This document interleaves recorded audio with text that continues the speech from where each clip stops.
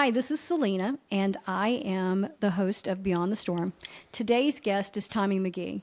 Tommy McGee is a Kansas City resident. He grew up in Kansas City. Tommy has quite the story. Tommy grew up with a lot of addiction in his life and a lot of instability.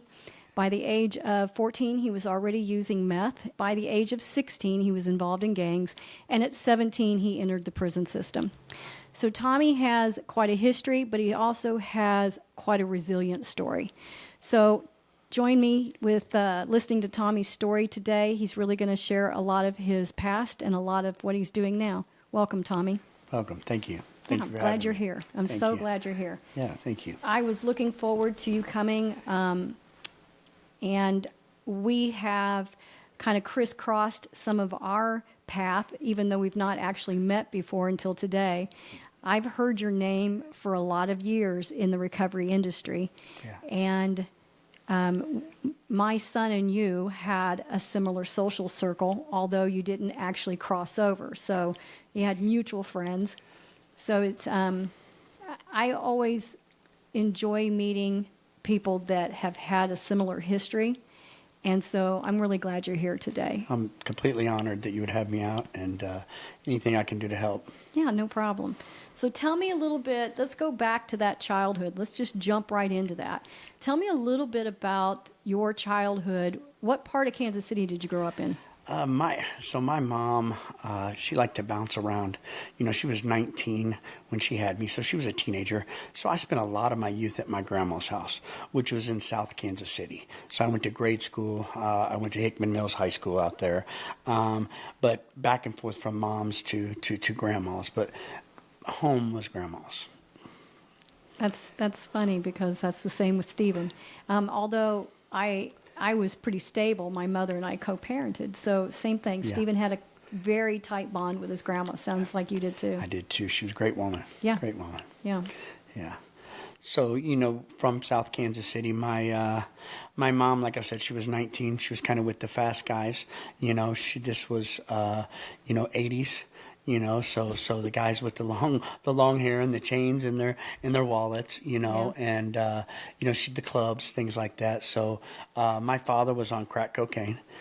He did what they called freebasing in the 80s, but it ended up by the 90s, 2000, they realized it was an epidemic, and he was on crack. He was a functioning addict. He worked 2 jobs sometimes just so he could smoke all on the weekends.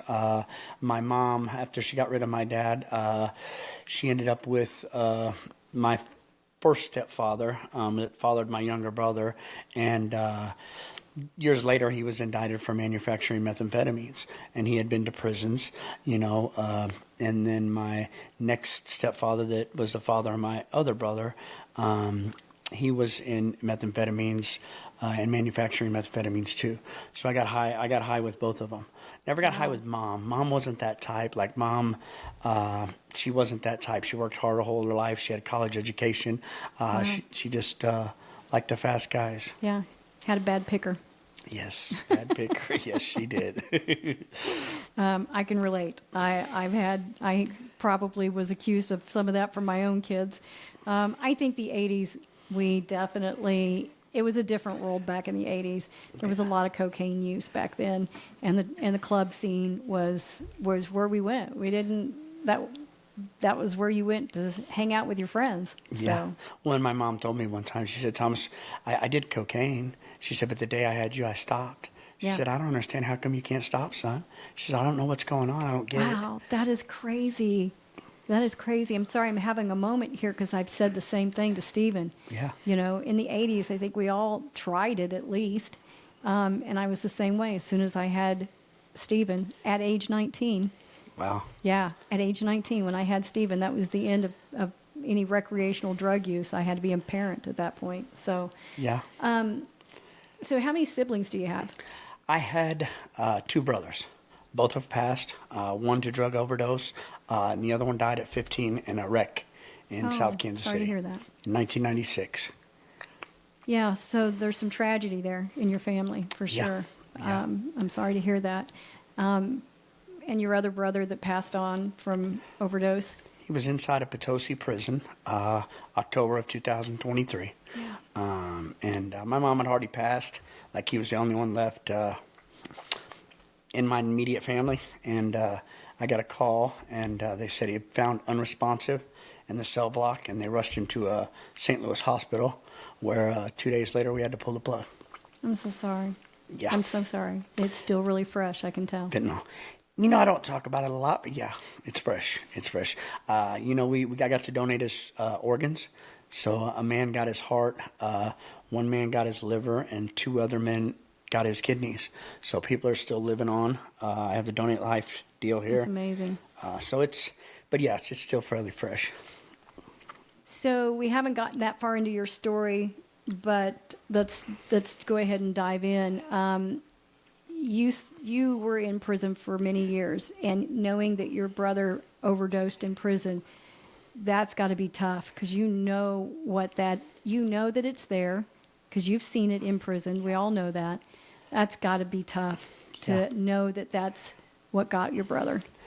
Well, in the dynamic, so to bring it in full circle of what some of the stuff that moms and dads have had to deal with as we were out there using, my mom passed in 2021 or 2, and I'm sorry, 2022, and I became that person to my brother. You became the rock. And I was sending him money. My mom Yeah. said to take care of him. I was sending him money. It's crazy, but I paid off a drug debt. He promised me he was never going to use. You became the matriarch of your family. Yeah.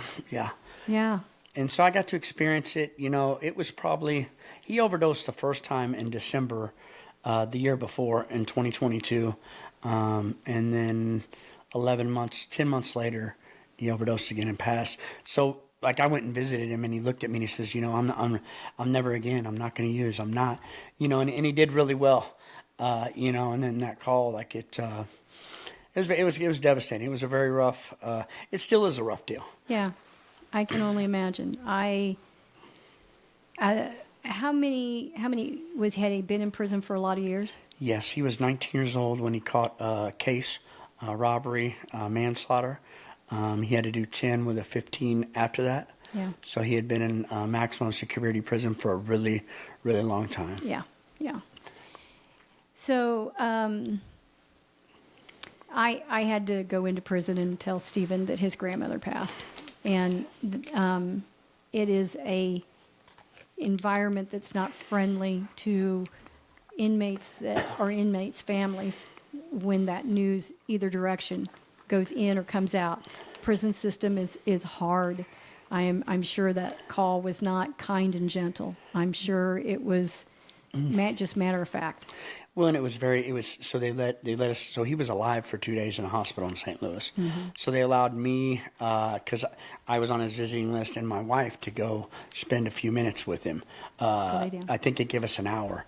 And his father is still around and alive. And so I called his father, and I took his father too.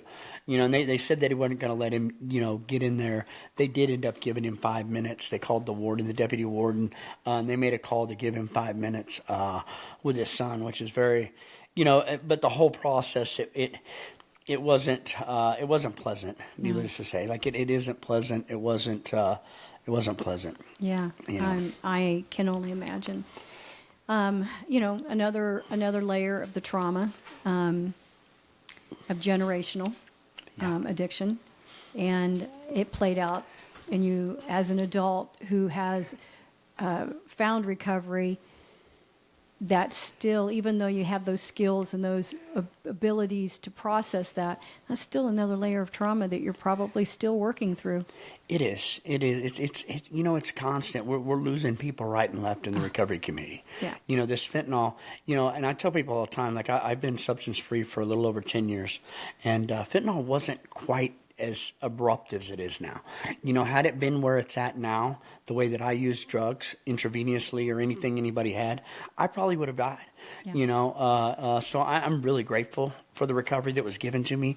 It's just, we're losing people. It's Yeah. never been more important for awareness, for prevention, for recovery, for people to get out and make a difference. I mean, what you're doing, what everybody's doing, I'm a big advocate of everybody getting together.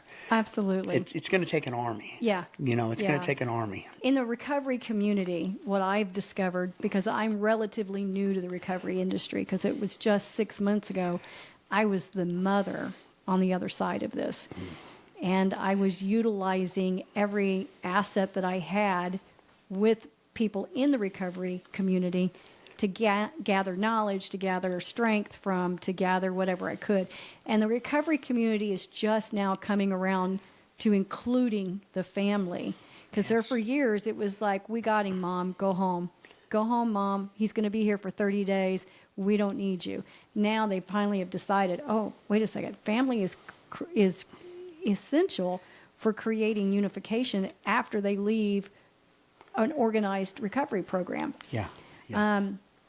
Well, there's evidence-based research that if you take somebody out of a home where that's where they're using and that's where the chaos and all the things are going on, and they put them in a treatment center, and then you put them right back in that environment, and nothing's changed. Right. And oftentimes as parents, like, hey, we're fine. We're not doing anything, but we don't need treatment. We don't need There's help. probably triggers that are happening that parents don't even know, and the parents need to be educated. I personally feel like we need to put parents in 30-day rehabs as well, because I think parents need to learn how to be educated in what addiction looks like, or what substance use disorder looks like, and what the roles that they play. Because for me as a mom, I spent 25 years chasing after Stephen, and I was resentful of all of what I lost and what we had become as a family, that it took a lot of therapy on my part to learn how to love him where he was at. Yeah. And that is hard for parents to understand that. And I wanted. So imagine a parent that's just fed up and tired. It's hard to break that barrier, break that surface of that parent to get them to come to the table to own some of that themselves. Because most parents would go, what do you mean own it? Yeah. I'm not the addict. I didn't cause this. I didn't cause I'm not this. using drugs, No, yes. but there's a tragedy somewhere or a trauma somewhere that probably is the root cause, and we need to get to that, and we need you to talk. We need, that education. I won't go down that road, because we're here to interview you. Yeah. But so let's start off with, share with me, take me on that journey of when you entered into maybe even juvenile. Did you go through juvenile system? I did not hit the juvenile system. Oh, good. No, I was 16 when I caught my first felony. I was involved in a shooting in Olathe, Kansas, and by the time they made me an adult, they didn't mess around. Certified you as an adult. Certified me as an adult, and by the time I was 17, I was in a maximum security Was it prison. it was your first First brush anything. with the law? I wouldn't say first brush with the law. Like, it was the first time I got caught, on anything serious. Like, I was already into criminal activity. I was already into gangs and drugs. You know what I mean? Like, we were in Kansas with a weapon, and then somebody got shot. So at 16 years old. So I'd already committed to a street life, to the gang. Like, there was something, and I can't blame it on, MTV or gangs or any particular thing. I will say that environment plays a piece in your destiny. Like, it does play a piece. We do all have choices. I know that today, because I used to blame my circumstances, my right now circumstances, on my upbringing and the things that I went through. I now know today, because of recovery and sponsorship and therapy and all these things, that people that just like me went on to college and went on to be successful people and never got involved in the things I did. So I had choices, Get some accountability there. Yeah. And I know as a step in recovery, accountability is important. But, there are usually circumstances that create, maybe some hardened heart that sometimes leads people in that direction, because they self-medicate to try to cover the hurt and the pain. Do you feel like you had any of that happening? Well, so in 1997, 6 would have been the first time I lost my best friend to suicide. And I had traded him a pistol for a camcorder to give my mom a camcorder for Christmas. New Year's night, he got in a fight with his girlfriend and shot himself. And I carried that for a long time. Yeah. And like I went further and deeper and deeper. And it was 3 years later when I lost my 15-year-old brother in a car wreck. He was 15. One of his friends stole mom's car. They were cruising around the neighborhood. They hit a tree at 45 miles an hour, but my brother's head happened to hit the tree. He was in ICU for 3 days, and then he passed. Yeah. And I watched my mom die that day, too. Yeah. I watched the best part of her pass away with him. Yeah. And it's a lot of people's like, no, a big piece of her went that day, too. Yeah, and I, as a mother who's lost a child, it scars us. It definitely scars us. So I can understand that. But that is really deep for you to even acknowledge that as another child watching that. Yeah. That's got to be hard to see. And I was oldest, so I had to pull up my bootstraps. I had to make funeral arrangements.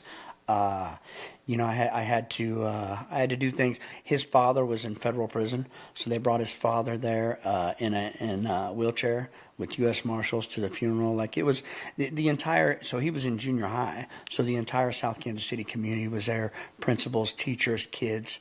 Like it was a big deal. And within a year, I had a police standoff there. Like I completely lost. I didn't care for a really long spiraled. time. Yeah, and then me and my mom continued. We took it out on each other. Yeah. We took it out on each other, and it's crazy. Is our relationship was never the same. Yeah. It never mended quite like it was. So. Do you think that you took it out on your mom because you knew she? Because in my feelings of it is moms really never leave. They don't ever really give up. They tell you they're done. They'll tell you, I'm not putting up with this anymore. I'm out of here. You figure it out. They say all that. But we don't really give up. No, and she was my rock. Like we were really, like I said, she was 19. Mm-hmm. So like we went to You bars grew together. up together. Yeah, we went You to grew bars up together. together. When I finally got like 18, 19 and I could get into bars. Yeah.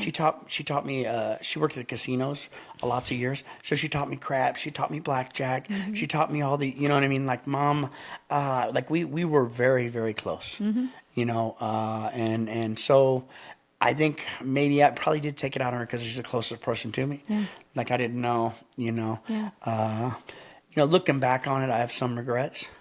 Yeah. Oh, yeah. I have some regrets over the way things played out. Do you think your choices affected her? I don't know. I mean, I think yes. I surely they affected her. Seeing her son in prison, my choices directly affected all of us. Yeah. Right. My brother that I just lost in prison. Like if I wasn't in a gang, I don't think he would have been. If I'd have went to law school, I think he'd have went to law school. And I had to in my step work. I had to realize that I played. It's not my fault. He had choices too, but I played a part in his life. The That's decisions very I deep. made. That's very deep. It is. In my 14-year-old brother, he was already in the gang. Like they were already cruising around in the car, stole their parents' car. Like, did I play a part of that? If I'd have made better decisions, maybe. Like we can't turn back time, but I'm sitting with that. I'm sitting with that. I'm sure you can see the look on my face because brothers are tight. Brothers are tight. Yeah. And to own a little piece of knowing your choices took them down that road with you. That's very deep. And that's I admire that you're able to, one, articulate that, but two, really take some accountability for that. So that's good on you. Well, it wasn't just them. Like I gave a lot of people their first methamphetamine. Like a lot of people that were just smoking methamphetamine, I gave them their first shot. Yeah. I taught a lot of young guys how to do dumb stuff. The list of bad. I did some bad. Like I was rotten to the core for a long time. You know, and I can't completely blame the drugs because, you know, we take away the drugs in prisons and stuff, and I could still do some bad things. Yeah. You know, like it's Yeah, we could have an entire episode on prison mentality and the dog eat dog in prison and the for-profit prison system that encourages that. So Yeah. we will hold that for another day. So you entered prison at 17. Yeah, I barely had hair on my face. I'll never forget. I pulled up to the because it was all kind of like I was in the county jail and everything. But when we pulled up to the prison and there was guard towers and shotguns, I was handcuffed and shackled in a prison van, and you know, they had the mirrors looking under the van. Like, it got very real, you know. And nobody was there. Mom wasn't there. Nobody was there. Just 17-year-old Tommy, you know. And I was scared in a place where I couldn't show fear. You know, so it was 52 long days in that diagnostic maximum security place. 52 very long days. And I was supposed to go to a minimum security camp, and I never did. They sent me to a medium in Ellsworth, and I spent a few years there. Yeah. Yeah. So what you describe, I can't help but go right into my head about where Stephen was at. I think he entered prison at, I think, 20, but same scenario. He was a kid. He was same scenario. So what in prison? What did how many times did you rotate in and out? You know, it would be hard to pinpoint a number. Okay. Okay. Like, so just breaking it down from the time I was 17 to 37. I was in and out, in and out, in and out. Just rotating. And we're talking city jails, prisons. I was back in that prison 3 different times on violations because the way the law read back then is you can only do 90 days. So if you had a prison parole violation, they would take you and they would send you back right where you came from 90 days. And everybody would be like, hey, what's going on? Where you been? You know, it's really sad. But I became more comfortable inside of a prison than I was out in the streets. Institutionalized. I would laugh, I would joke, I would read, I would work out. Yeah. I would come out here and I would do drugs and run and wouldn't eat and just. So you took a break in prison. I'd save my life sometimes. Yeah. You know, I tell people like sometimes them trips to jail, like that was God's way of stopping me and putting me someplace safe for a while so I could live. Yeah. You know. So in prison, and as you described, it was a comfort, safe zone for you. Did you continue those same contacts that you had out on the streets? Was there that crossover? So I met more people and learned more things in prison. Like there was really not a lot of rehabilitation. Yeah, no. Not that they're not, like, I feel like they're getting better and offering some things. Like nowadays, like I have a cousin who did a carpentry program, and like he's a 4-year journeyman now because of this training. But back then, like in the 90s, like there wasn't a lot. No, there wasn't. You know, there wasn't a lot for you. And you know, and I came out like I was bad as a bone, like I was the toughest guy, you know, in my neighborhood. Yeah. Did you get your tattoos in prison? I did get most of them in prison. I have gotten some out here, but I did get a lot in prison. Tell me why you got tattooed in prison. I'm interested in hearing your version or your reason for why you tattooed in So prison. just to keep it all real, is in the beginning they're intimidators. Yeah. Right, they're intimidators. That's what I was looking for. That's the environment you're in. That's exactly what I was looking for. That's what the environment you're in, and you want to look like them. Like that's the guys you're scared of, so you emulate that. You know, I was taught a set of standards and morals by misguided men that I carried through most of my adult life. Wow. Like I'm in school now, and I just wrote a paper because I was learning about Roman honor. Like we were learning about Roman honor and how important honor was back then, and that like if you lost your honor, like it was everything. Yeah. Like they didn't have to put you in jail. Your word means everything. You just lost your honor, and I wrote the paper in regards to the way that the prison system or the streets had this same sort of honor system.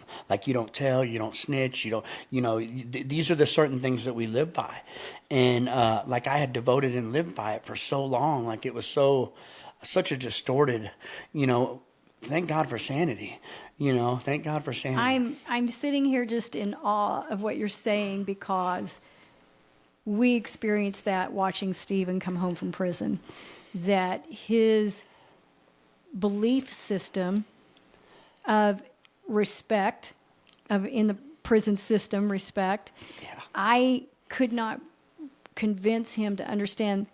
Nobody out here cares about that.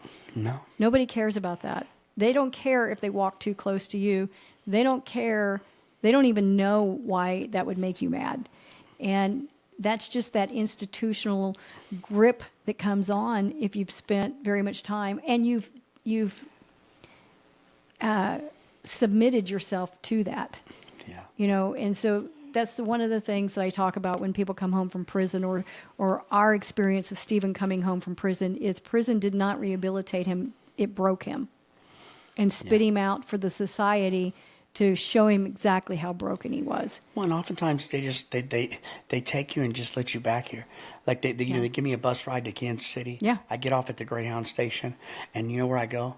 Back to where I always went. Yeah. But to my stepfather's, or places where there's drugs or this or that. Like several times, you know, you just get off and you do what you're used to doing. Yeah. You know, and then you go around. This is crazy, but I felt totally uncomfortable around regular folks. I wouldn't have been able to have this conversation with you.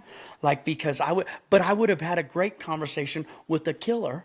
Mm-hmm. Somebody that would have a knife and a gun in their lap. I could sit there and be perfectly calm and have a great conversation with. Like, that's how messed up. Like, I think back on it now after it was a lot of work and therapy. Like, it took a lot to get to comfortable out here, you know, because when I got clean 10 years ago, like part of me wanted to go back.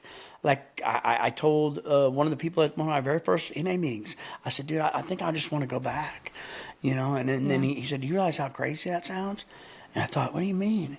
And then I thought about it, like, you know, that's just insane. Well, it had become your home. It had become your comfort zone. Those were your people. Those were the people that you connected with. I have a younger son who is struggling with, he is in an outpatient program right now. And when his brother passed away, it came to the surface. And he admitted to me the other day that he feels like he gravitates to people that are of that, you know, he's using cocaine.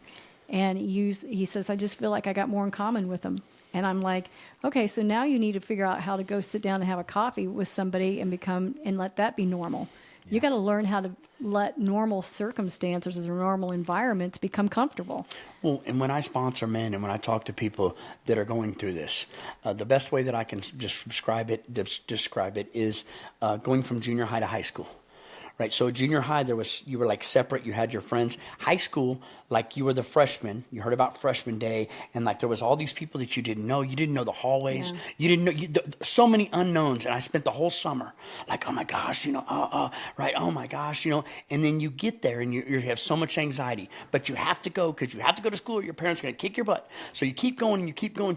You fast forward 6 months into that school year. You're high-fiving Jimmy Bob down the hallway. You know where your third hour is.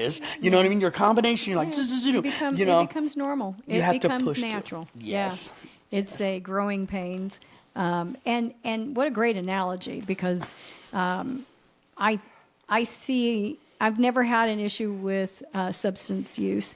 So I'm that mom that can't relate to that, but I can sit and watch. I spent all those years watching Stephen struggle and fail. My youngest son, who's now taken accountability and working on himself, I am a different mother. Yeah. I did not meet him where I met Stephen at. And I come with the boundaries already established. So when he shares those things and, you know, has said those things to me, I don't get panicked.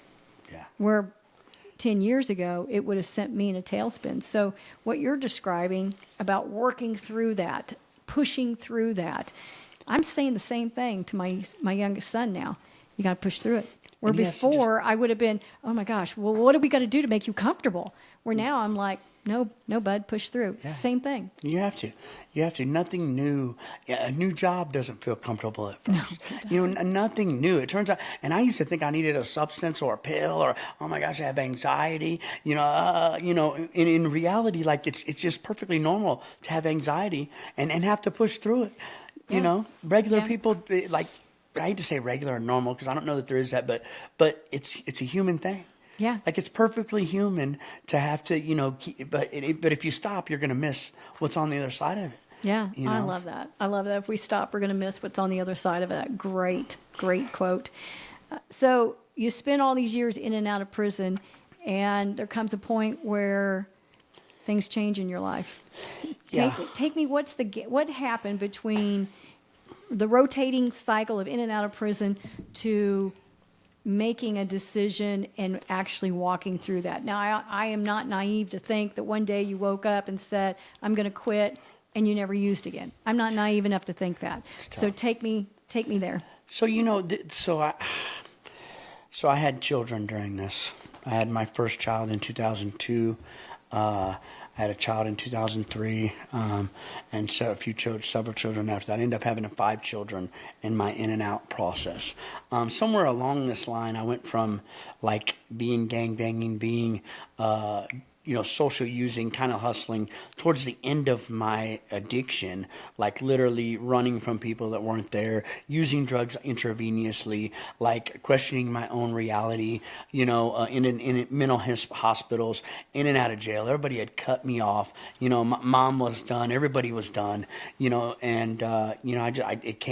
everything came. It wasn't the first time I had tried to stop. Like I would stop and I would be okay for a while, and then I'd go right And back how at it. long is a while? Maybe a few months.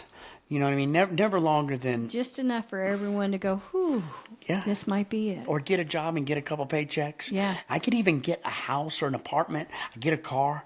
Like I could always get things really quickly. But then, bam, out of nowhere, I'd stop by and see such and such, or I'd get lonely and call somebody, or you know what I mean? Like, What were your triggers? What were your, and I hate using that, but what were the things that would trip you up? so so it's what we just talked about, kind of like I had no social network. So all of our needs are directly attached to that. Our let's be real, our sexual, our relational, our friendships, our every need that we have. Sometimes even our shelter, our hustle, like everything is tied to that world. And then I take myself out of that world, and I'm sitting over here trying to, and I have so much fear to go around normal people that I'm trying to just work, go home, work, go home, work, go home. I'm just hanging with my mom and them that I would feel like I needed a social deal, and it would build up. One moment, one breath at a time. And Yeah. that's hard to take that and live every moment. Okay, it's another moment. Okay, it's another moment. So yeah, I can see what you're saying. And this is where so when it came to a head, and I ended up in a treatment center, that recovery housing in the recovery community, like that's where all of those emotional human needs began to be filled. Like I made new friends, like I met people, I got a job, and I was making my finances, and I had support around me. Like the dynamic of that helped me change my social structure. So before you entered into a recovery, what was your thought of recovery before that? So, it was treatment. I thought it was treatment. I thought it was all them cliches. Like I had no idea there was an entire recovery community of thousands of people, millions recovering.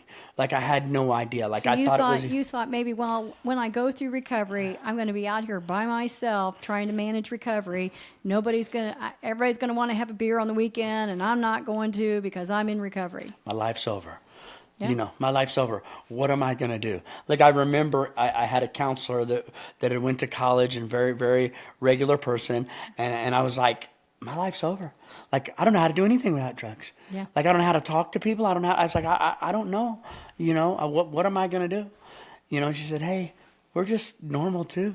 It's the same. It's the same. So when you entered into recovery, talk me through that. Tell me what impacted you the most. So it was March of 2015, and I had gotten out of prison about a year before. I went right back to using, as soon as I got out of prison, they gave me $5 at the gas station, and I bought vodka and Gatorade. And by the time I got to the city, I was drunk. By 1 p.m., I was using drugs. I'm going to fast forward over that 9 months or whatever. I caught 2 new felony cases. I caught a bunch of misdemeanors, and I was on my way back. I had, like I said, hustled up a place. I had a place to live on 85th and Flora in South Kansas City, and all the drugs were gone. Everybody was gone. I was strung out. I weighed 140 something pounds. I was locked in this house, peeking out the windows. And my children show up with my ex, and they're banging on the doors and the windows, and I'm not letting them in. I'm ashamed. All the shame, all the guilt, all the everything hits me. You know what I mean? I'm a horrible dad. Let's call it reality hit me. I can say, you know what I mean? So they broke in. They come in and I'll never forget, I was in the back room and yelling at them, and they were around the corner, and and I wouldn't face my children. I couldn't face them. My children were probably 8 all the way down to 2 or 3 then. Yeah. 5 children. And so they left, of course, and I had a moment where I realized that I was 37 years old, that I was on my way back to prison, that I was a bad father, that I had lied and cheated and schemed almost my entire life, and that it all added up to a bag of nothing. You didn't recognize yourself anymore. No. I didn't like who I was. Yeah. And I could hear my grandma saying, "You're better than this. You're better than this." And that's what my kid's mom said to me on the way out. She said, "You're better than this."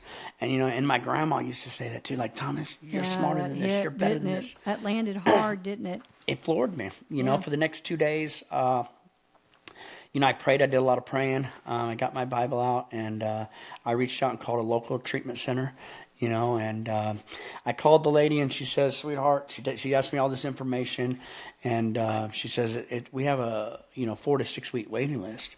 And I said, "Ma'am, I'm going to die." I said, "I'm injecting methamphetamines." I said, "I had a high-speed chase three days ago, running from the cops." I said, "I'm going to die." And she says, "Sweetheart, we have to go, by the book." Thank God I went to sleep, right? I went to sleep. I woke up 2 days later. Well, sleep and eat, sleep and eat. Stephen probably come home and slept and eat. Oh, yeah, right here in this floor. Right here. I'm sleeping, I'm eating. Thank God nobody showed up with any stuff.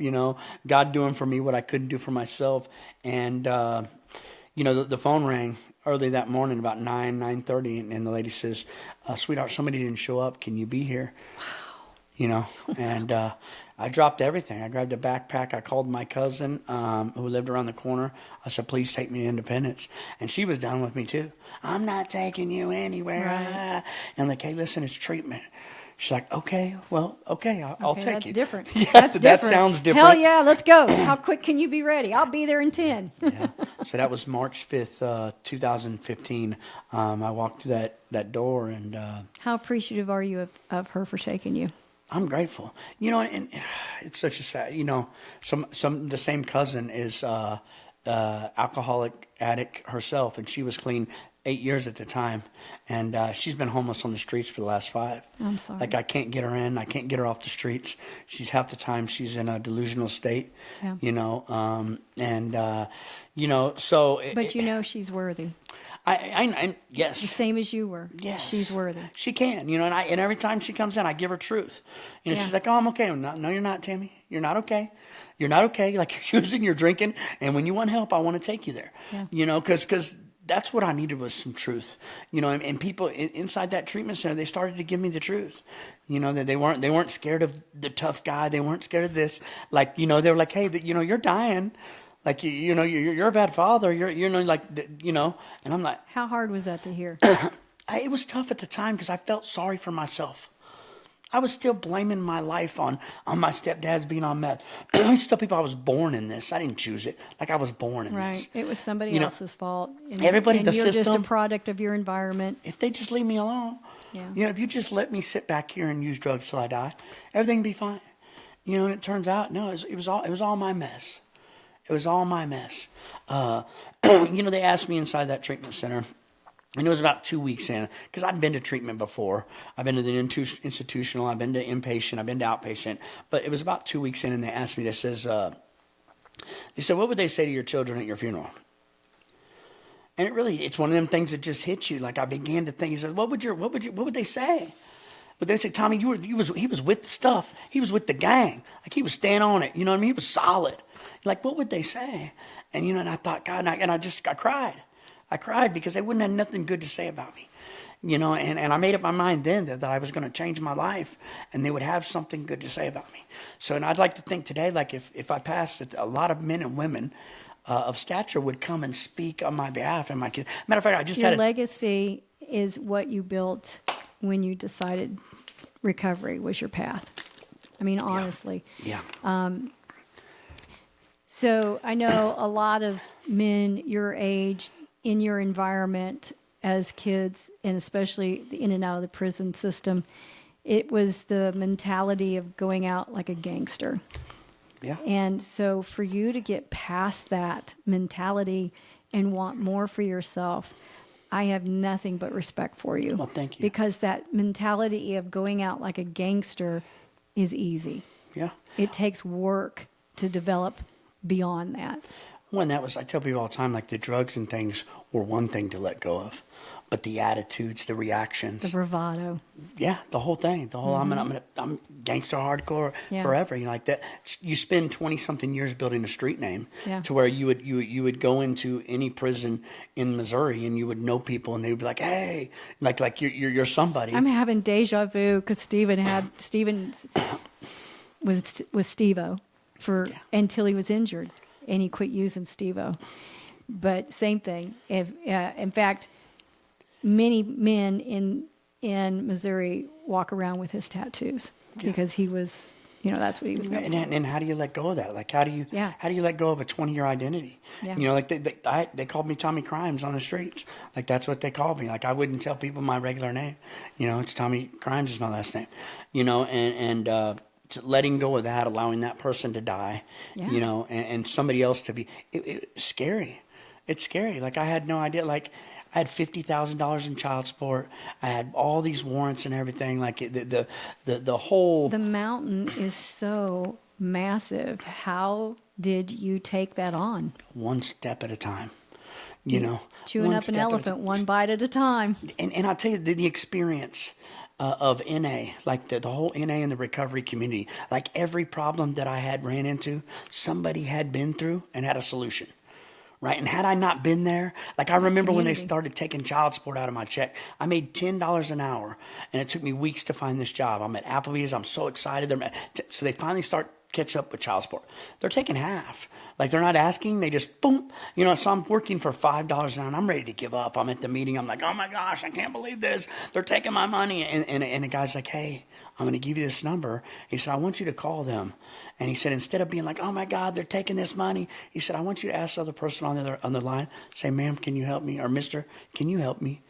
Like, this is what's happening to me. They said, be very nice and ask them to help. So I did. I took simple direction.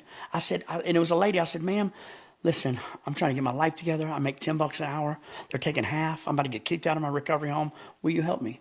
And her reaction, and this is when I started to realize her reaction was like, sweetheart, let me see what I can do for you. Yeah, absolutely. And she went to work for me. You were advocating for yourself, but you had to learn how to advocate for yourself and know that there's a process and a way to do it. And in order, you hadn't lived a life that advocating for yourself sounded like that. Advocating for yourself probably prior, let me guess, you intimidated. Yeah. Is how you advocated. You guys are going to stop taking this money out of my check. What do you can't do? This ain't legal. Yeah. I'm going to call a lawyer.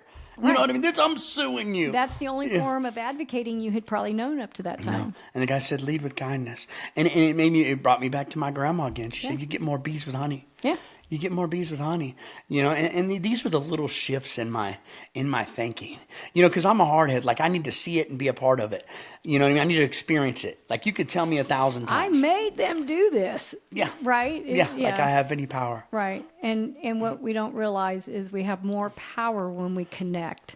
If you can connect with somebody and make them feel for you, it's called ethos. If you can make somebody feel for you and want to be a part of the solution, then you have more power in creating that environment, and you can, it's better to work as a team. Yeah. than to force somebody to do it. She helped me. Yeah. Like she helped me. They took just enough pressure off that I didn't get kicked out of the recovery house. That I was able to budget like $70 a week after that. You know, and Did you recognize it at the time as a little miracle? yeah. Did you? Good. Yeah. Good. Yeah. I called them nuggets. As I went down this road, God continued to give me little nuggets, you know, like even with my children, you know, because I was so far detached, and they were with their parent, with their mom, and my other with my other ex, and you know, like it started with $25 gift cards because I missed so much stuff. $25 gift card here for Christmas or for your birthday. You know, it started just showing up as often as I could. Yeah. You know what I mean? Yeah, And because being kids present. want you, not gifts. They really do. I mean, Yeah. yes, okay, they do. Let's not be. They love to open up a gift, but giving them the gift of your time and attention, it develops their character. It Yeah. gives a lot more. You're developing a relationship, Yeah. and yes, they want you to show up with a gift card or a gift on their birthday. Trust me, Mike. They want But if you things. just sent it to them and you didn't actually take it to them, Yeah. they want you. Yeah, and they did, you know, and all this damage that I caused, and like my oldest son was probably the worst. You know what I mean? Like they asked him at dad day at the school when he was like in grade school, like, "Where's your dad?" He's in jail. Yeah. You know, like he's in jail. Like, and I'll never forget. So I stayed at a recovery home for 3 years. The very week that I moved on to a program called Hillcrest, my ex called me and said, "Your son's out of control. He's 15, 14. He's coming to be with you." And a nugget, another miracle. I'm in a place where I could have him all of a sudden, and he came to live with me. You know, Good deal. and I'll never forget. Like he's living with me, and we're barbecuing, and I'm like, "Hey, light that grill." You know, and I said, "You know how to light that grill?" He's like, "No, my dad wasn't around to show me." Yeah. And I'm like, Ooh. "Ow, Yeah. ow." You know, Did he realize he was hitting you with that zinger? He did. Okay. And I deserved it. Yeah. You know, I deserved it. Yeah. You know, because it was reality. Yeah. You know, but so I had so much growth though. Like I didn't. Thank God for, because I would have ran from that. That would have caused me to go back to who I Yeah. used to be. Right. The pain of Yeah. acknowledging that. But instead, I went over and I showed the man how to start the grill. Yeah. You know, like I taught him how to start the grill, and I've got the opportunity to teach him a lot of things now.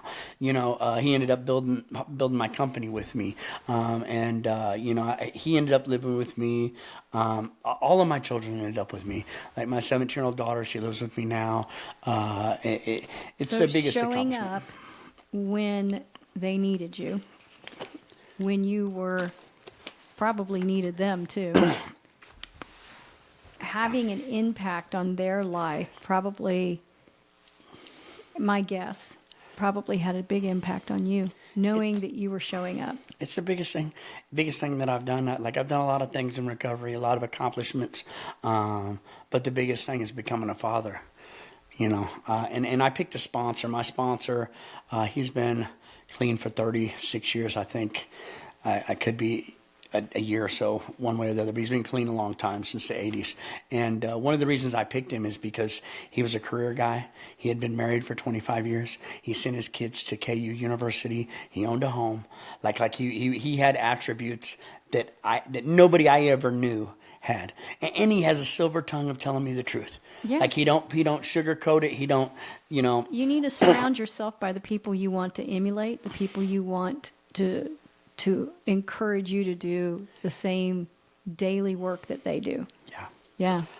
And it's been good. Like I love my children. You know what I mean? Like I love them, and I can't. You know, I had to get past the guilt. Like I can't get back, because I parented through guilt for a little while. Sure. Like I parented from guilt for a while. Sure. But I can't give back that time. But I can finish good. Like I can finish good. I Yeah, can finish this race. you've got the time to really lay down a legacy with your children. So Yeah. I feel so much towards you for that, because you know, a lot of men get hung up in, you know, I can't fix this. I don't know what to do. You know, I can't make them want to be around me. I hear a lot of that. And I think as a parent, and I can't speak necessarily for men, but as a parent's the one that's supposed to show up.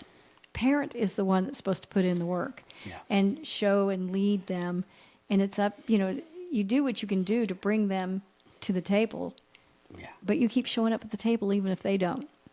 And eventually they'll come to the table. Because ultimately children want that relationship with their parent. They just have to learn to trust again. But we have to give them the reason to trust. Yeah. We have to It put took in the time. work to earn the trust. It took time. So. Well, and my oldest daughter's probably still, she's probably still not over everything. Yeah. You know what I mean? She's probably, because, you know, I was a madman, maniac for a lot of time, a lot of yelling and screaming, you know, and I still have character defects. Like, I'm nowhere near perfect, you know. And how do you take on, you know, how many daughters do you have? I have 4. So how serious are you about that relationship between you and your daughters? Because you know daughters will go out and find men that are like their daddies. Yeah. So it's been different. Like, so I didn't have sisters. I didn't, you know, like, this is my first go around with daughters. It's kind of crazy how my oldest daughter, it was my middle daughter that ended up coming to me first. Her and her mom got into a fist fight, and she called me, and like, we weren't that close. And like at that moment, like, I was just consistent. And she said, "Dad, Mom hit me. Come and get me." So I took the sheriffs over there, you know, and I got her, you know, because I went over there. I was going to go over there like a tough guy at first, and I called my sponsor. He's like, "No, you take the police with you," Right. you know. And I took her home with me, and I've never sent her back. Like, she stayed with me. Now she's about to turn 21, has her own job, just signed a note on a car, like, you know, making payments, has a bank account. Like, I got to open her a bank account with her. I got to How help her get her exciting. prepaid credit card. Yeah. You know what I mean? Like, I got to teach You her got things. to go do some adulting with her. Stuff that never, you know, and thank God for my wife, because my wife, like, God really gifted me a wife. She has a similar past as mine. She's 8 years clean and sober, and she just immediately meshed with my daughters. Like, they having a relationship that's out of this world. She's brought me leaps and bounds in my parenting, you know, because I mean, when we come into this, like, I was raised by the streets, basically, by some hardened men, and you know, you come into this, and I know what I don't want to be. I don't want to be that eat everything or go to bed, or I'm going to whoop you, Dad. I don't want to be those things, you know, whip you But till you you were can't never walk. shown that. So how do you emulate it? How do I emulate what I didn't know? You know, Yeah. so I've been blessed with some good men around me, some fathers around me, that I can watch what they're doing. I can bump things on, and that's what recovery's about. Like, that's Yeah. why it's important. Well, Like, it's that community. If somebody's missing something, and it's the community that, okay, well, so-and-so, it can bring that to the table. And you create that community of family. If you weren't given that as a child, you create that with the people that you have around me. You know, I mean, a lot of times I have seen in the environment of sometimes the friends become the family, and that sobriety or that recovery community becomes that tight-knit family that maybe a more, I don't like saying normal either, because I consider us normal, but we had addiction in our family. So I would say a non-affected by the disease of addiction family, the mom and the dad and the siblings, they become that. Healthy. That's a Healthy. family of how Yeah. they function. But when you're dealing with a recovery community family, everybody brings a little bit to the table to create healthy together. Yeah. And so, you know, it sounds like that's what you did. You put the family together that you needed to help you parent and family your family, Yeah. to lead your family. And I want to be the man that I didn't have. Right. Like, I want to be the father I Are didn't you have. now doing that for other people in recovery? Yeah, Are I you- sponsor a lot of men, a lot of people. You know, like, a lot of people, like, look up to the father I am, and a lot of things. Like, God's gifted me with lots of opportunities just like this to talk and speak on behalf of people in recovery, to advocate NA stuff. Like, I get an opportunity to do a lot of things, and really all I do is the right thing. Like, I work, I take care of my kids, I pay the bills. Like, it's just, I just do what is in front of me. That's what was taught to me. And there's a lot of men that, because they know of the street person I was, there's a lot of people in the Kansas City streets that really respect, like, the move that I've made, you know, because Yeah. it wasn't, it's completely different than what we're all used to. You know what I mean? Like, Oh, yeah. I'm completely exiting. This is who I am now. And this is, you know, and hopefully people But can you follow. also probably still have a respect for the people that you have had a history with that may not be in recovery, but you probably, my guess is because you were raised and you have been in that environment your entire life. Yeah. You understand they may not ever come to the side of recovery. Yeah. But you still probably respect them for where they're Absolutely. Absolutely. Like I still have people in prisons. I got people in the feds, you know what I mean? That regularly call me. Like I had a friend get out of the feds, it's been last year sometime, you know, and he made it 6 weeks in the halfway house and then overdosed on fentanyl and died. He'd been away 8 years, you know. So what I've learned about that, because a lot of us believe that we love these people, and we do love these people, but I had to learn to love them on my terms. Yes. So if they wanted to see me, they had to come to where a meeting was. Yeah. They had to come where I was around people, other people that were clean. love the boundary. They had to come to church, like, because I knew that if I got outside of that circle, protecting your recovery. recovery. Yes. Protecting the core of what makes you successful today. And I'm not talking about money success. I'm talking about human success, what makes you tick and live a productive life. Yeah. So when you protect that core, that was so smart of you never to go outside of your core. When it was taught to me, Yeah. you know, like I had a friend that had a sponsor that went to get a sponsee out of a crack house. And he said, when the guy pulled up, he was just honking. And he asked him, he said, hey, listen, go in and get him. He said, if I go in and get him, you're going to be out here honking trying to get 2 people out of a crack house. You know what I mean? Like he says, I have no business in a crack house. Yeah. You know what I mean? Like Smart. I have no business, you know, in a bar or any of these things like that. Yeah. It's just, I don't, and I know it today. So what did you do to find things to replace that with? What did you replace it with? Because that's, I think that's what anybody in early recovery struggles with. What do I replace this with? So you go to meetings. There's meetings after meetings where people go out to eat.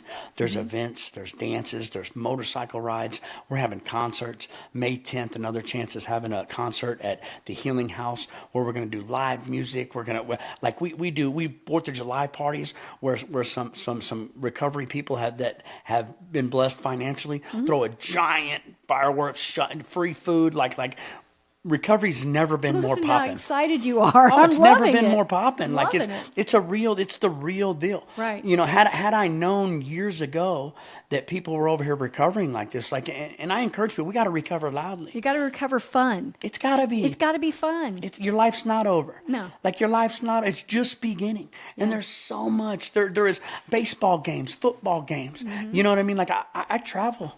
Like I've been gifted. Like I'm in a season where I get to travel. You know, like I'm going to Alaska. Who would have thought I'm going to Alaska in 3 weeks? I'm jealous. I'm sorry. I'm just Yeah, gonna I'm say going it. to Alaska. Like I remember my whole life was a 6x9. Yeah. Like that was it. Yeah. Counting those squares on the wall. Like, and I'm about to embark on a trip to Alaska, That's man. And amazing. it's anything's possible. You know, So let's go. I'm excited about the travel, but I think we're leaving out a key part. Tell me, I know what you do for a living now. So tell me what steps you took to go into where you're at now.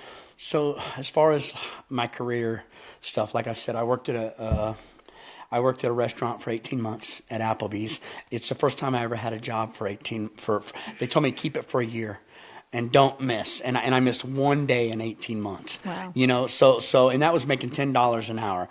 From there, I went on into lawn care where I made a little bit more money. It was cash. And then from there, I got the opportunity, the very treatment center that I had went to. I kept seeing them at these meetings. Like I'm at these meetings. I'm where God wants me to be. And the lady asked me, she said, hey, would you consider working at the treatment center? And I took this job. I thought it would be a pay cut.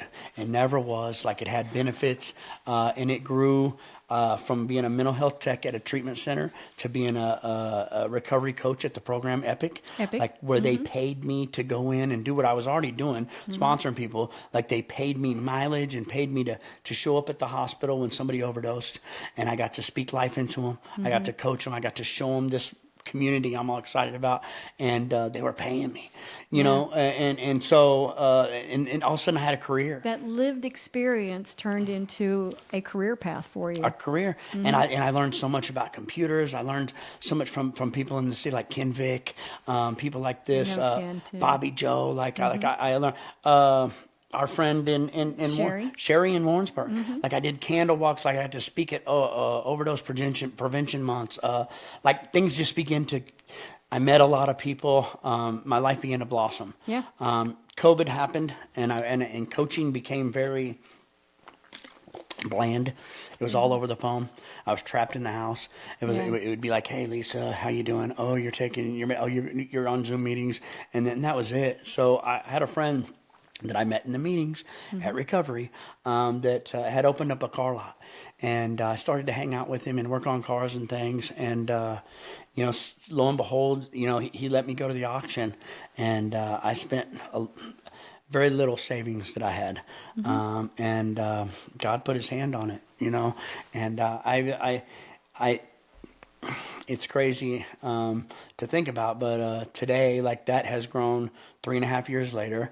I own 2 car dealerships, like my family does. It's not just me. Like it's McGee's Auto Group. It's for my kids. My son-in-law, and my daughter work there. My 21-year-old daughter works there. My wife works there. It's insane. How many cars did you steal at one point in your life? I've probably stolen hundreds of cars. Yeah. Just being honest, like I've probably stolen hundreds So of we cars. go from stealing cars to owning a car dealership. Yeah.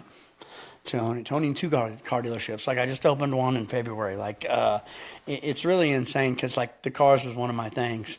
Like Yeah. I was known for it, like on the streets. Yeah, like, so was Steven. Yeah. So It was was one of my. Steven. It was one of my things. And and this was not the direction that I thought I was headed. Like Yeah. it clearly had God. My friend tells me all the time. He says, "I don't know why I let you go to the auction." He said, "Now you're my biggest competition in Independence." That's awesome. I said, "Well, God That's did it." awesome. So just a complete blessing. And none of it. But it not only did it enhance your life, but it enhanced your family's life. It is now a legacy that you pass down to your family. Absolutely. And I'm hoping to break a generational curse of poverty. yeah. Like we were trailer park people. Like mom was a cocktail waitress. Like we knew my grandma did okay, but if I can continue down this path, I think that I can set things up to where my children's will have opportunities that I didn't have. Yeah. I mean, it's the retirement plan that you're working on having them replace you so that you can retire and sit back and watch them. I think that's every father's dream, is to be able to watch their children do better than they did, or the work that they laid before them, they take it and move on. So, Yeah.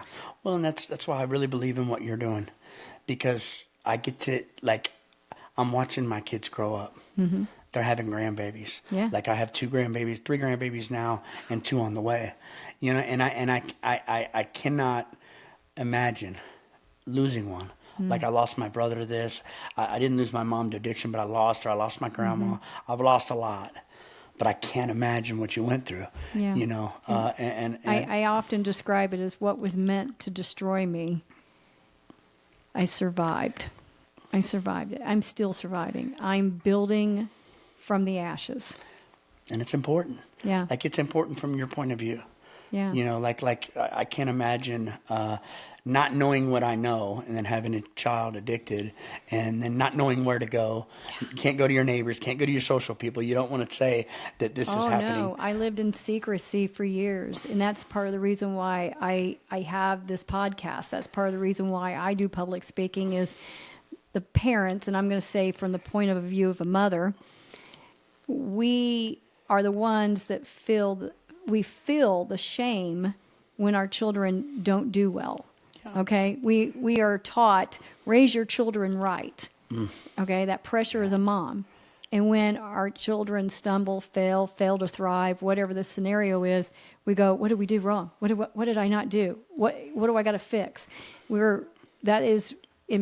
I think it's just inbred in us as moms, as it is for me anyway. I don't want to speak for other mothers, because there's other mothers that have had their own struggles. And some children don't get the benefit of a mother that thinks like I do. So I don't ever want to take that for granted that everybody has a mom like I chose to parent. But I will say, when you're faced in a tornado of addiction, your child is a mess, strung out, and you realize, oh my gosh, this isn't just weekend partying. He's strung out. There's no, I mean, I know there's Al-Anon and Nar-Anon. I know that there's out there, but there's not enough of it, or not enough programs like that, and not every single day, and It's not not advertised. and Like, it's not advertised, it's not and you something that don't know lands where at to your go kitchen to, table. Yeah, it's right? not something that lands at And your you kitchen table. definitely don't want to go to work and tell your girlfriends at work, "Hey, I've got this trouble. You know anything about it?" Because you become ostracized, and you get judged, and there's no manual for how to be a parent to an addict. There is no understanding in society for the mom who's lost in that cyclone of do I, because I can tell you, I got 25 years under my belt chasing Stephen. I did tough love. I did harm reduction. I did meeting where he was at. And I finally landed on doing what I could live with. And telling everybody, unless you're willing to roll your sleeves up and get in the trenches with me, shut the fuck up and get out of my way.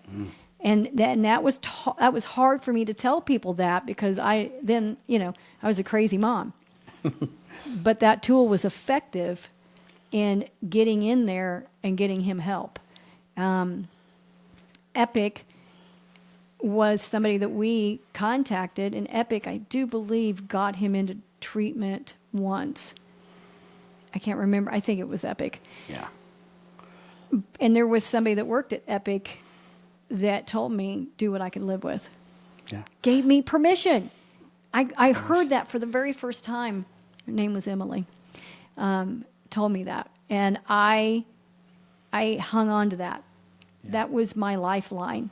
Somebody in recovery told me, do what I could live with. It's beautiful. And it was what turned the corner for me, and it made me realize I could still be a mom with boundaries. I could still take him something to eat if he was hungry. I could still meet him where he was at if he needed something, and I could still hold my boundaries. And it's now my job to share that with other parents that are lost in that. Yeah. And I had to learn how to be his mom as an addict, not his mom as the kid I raised. Your baby. Yeah. I had to learn to be the mom of an addict, and I about lost myself in that process, and I think the support, creating a support for families, mothers, and all family members. I don't care who you are, brother, sister, aunt, uncle, whatever. Creating that environment of, I'm here, talk to me. Because you're not going to shock me with anything you have to say, because I guarantee you we've already done it. And when you share that, it opens the key to their present. It takes away the shame. Yeah. They're no I'm not longer alone. isolated. Yes. Oh, I have found my people. Yeah, I'm going to I'm sit not here. alone. Yeah. Yes. Yeah. Yeah. I tell the story of Stephen showing up at the house in a fire truck. He stole a fire truck. Drove it up in the middle of my yard. Not my driveway, my yard. And I tell everybody, hey, if we survived my son stealing a fire truck and it's showing up in my yard, whatever nonsense your loved one did is going to shock me. Yeah. Because we've done it. I've pulled him out of a flop house. I've taken him to a hotel and went through detox with him. I've done it all. I've seen it all. I don't look like it, but I have. Yeah.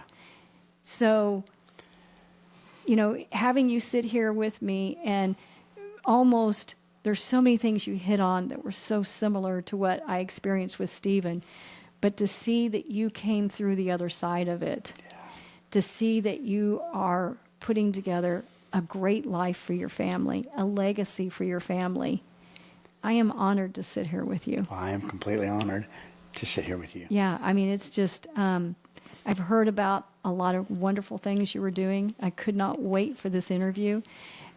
It did not disappoint.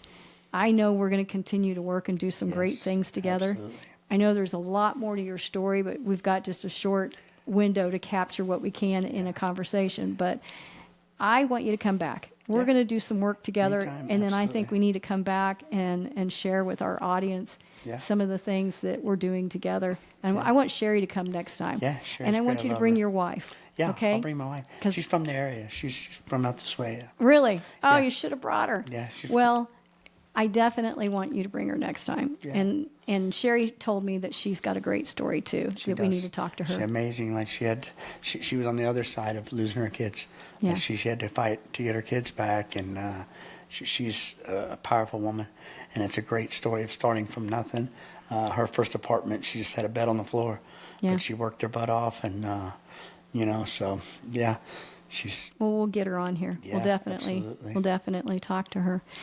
So I'm going to go ahead and close up our interview for now. I would like everyone first tell everybody how they can get in contact with you, what you're doing now, and how you can impact their life. I do some recovery music. I'm part of a ministry called Another Chance Music Ministry. I'm on YouTube. It's Testimony. It's TESTMONET. And there's interviews on there from NA to an interview like this that's on my YouTube. If you're in the Kansas City area, Facebook, Tommy McGee, and you need help or meetings, or you just want to know about the recovery deal, Healing House, March 10th. We're having a giant concert. It starts at 4 p.m. My wife will speak. You said March. I'm sorry, May. May 10th. 4 p.m. My wife will be speaking and 2 other people. We're going to have free dinner and then a concert afterwards. Lots of music, lots of fun. We personally go out to the Welcome House, Carl Maple House, all the recovery homes at Oxford. I want to meet Carl Wu. Yeah. I want to meet him. He's an amazing man. I've heard nothing but amazing things about him. He's an amazing man. So, just Tommy McGee on Facebook. Reach out to me. I'd love to help in any way I can. Yeah, that's great. I so appreciate you letting folks know how to get a hold of you, as well as I'm going to end this on, I want you to give one piece of advice to somebody who's new in recovery. Just throw one piece of advice. If somebody came to you tonight and said, hey, I'm struggling with sobriety, I'm new at walking this walk, what would you share with somebody? I would say get to a meeting of any kind and keep going. Just keep coming back, keep coming back, keep coming back. Just get to any place where they're having meetings, where other people are getting well. Fight through your anxiety, fight through all of that. Just stay there long enough to get some help. I love it. I love it. You guys, thank you so much for joining us today. Please go to YouTube and like and subscribe on my channel. I'm also on TikTok as Miss Sassy. And on Facebook, it's Selena Garton. So please join, click, all of those social etiquettes that we do to try to build our audience. But thank you so much for joining us and talking with Tommy McGee. And we'll get another episode going before long. Thanks, guys. Take care.